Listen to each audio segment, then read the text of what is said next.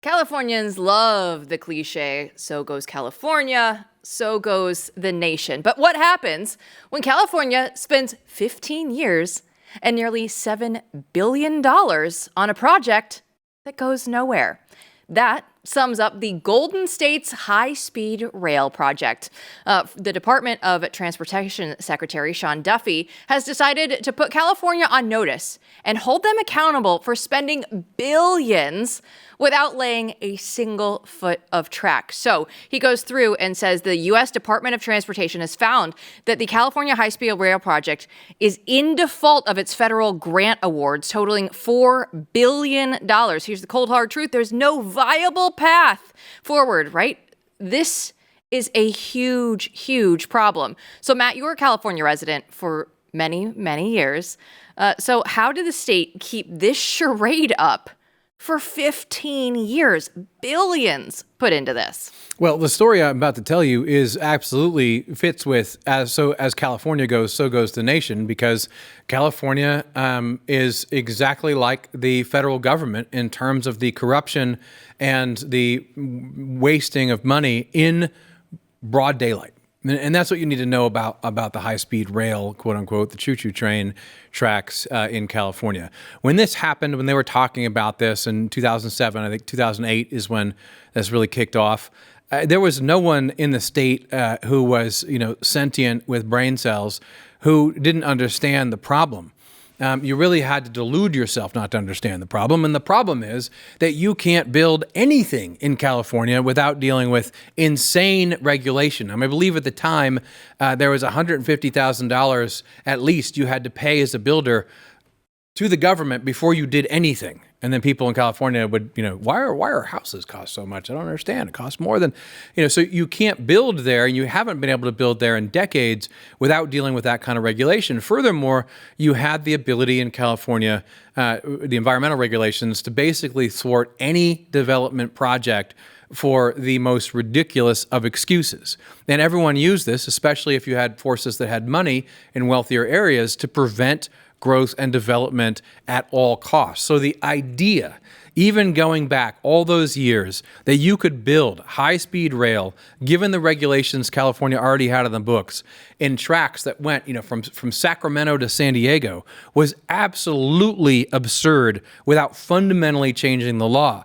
But what everyone also knew is that this would employ a lot of people and pay off a lot of people for a long period of time. They used to call that a boondoggle. I don't know where the hell that word came from, but it's kind of funny and I like it. From the beginning, this was destined to fail. It was never going to get anywhere. And from the beginning, they slowly moved forward, and you saw everything you thought would happen, like the expectations diminished. Oh, we can only build 170 miles. And, the lawsuits came up, and the thing just sat there, pissing away billions of dollars of taxpayer money. So this is now been going on, for almost 2 decades. It's great to have some sanity come in and say, wait a minute. We're not going to give you anything for this. You owe us money because you failed. And that is a rare bit of leadership from the Secretary of Transportation. Remember the last guy, I'm not sure what he knew about transportation. I think the answer is basically zero.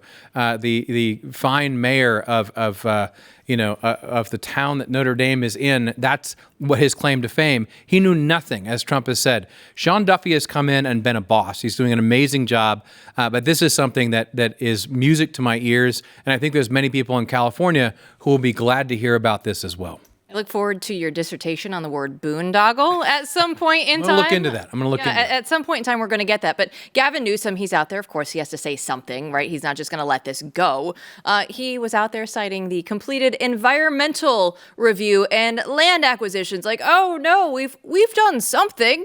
Look at us. We did an environmental study on this. This is proof that we need to keep going. You just think about, this was approved in 2008. This original plan was approved. Yeah, but how old were you in 2008? It's so far away. I think I had more hair.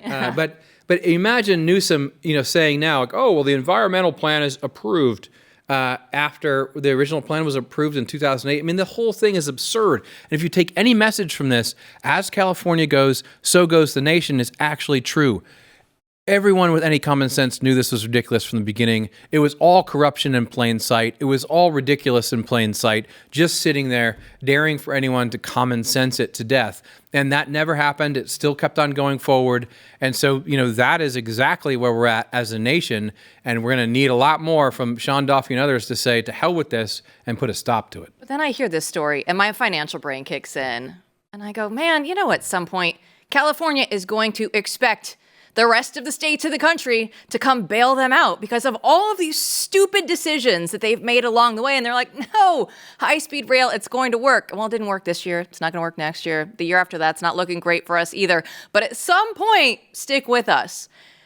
We are going to be on the hook for California and their stupid financial choices. I mean, a big part of the problem in states like California and New York is that so much money is already there, right? I mean, you have all that tech in California. You have so much money there. It's a great place to live.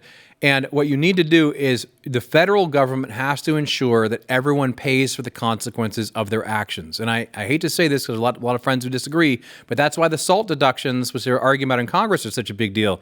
If the federal government gives you a write-off for the taxes, the high taxes that you pay in California, that's a problem, right? Because it's going to encourage all these people to continue their shenanigans. If everyone there, on the other hand, has to pay 10+% in income tax and they don't get it written off on their federal taxes, that's going to encourage a lot of moderates, who are Democrats, to think twice about this. So you cannot bail them out. You have to make everyone suffer the consequences of their actions. And this is just one great example of it. The federal government absolutely should not be giving this money away.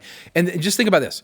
Since 2008, how many people have received money, right, to work on this and to consult on this, even as it goes nowhere?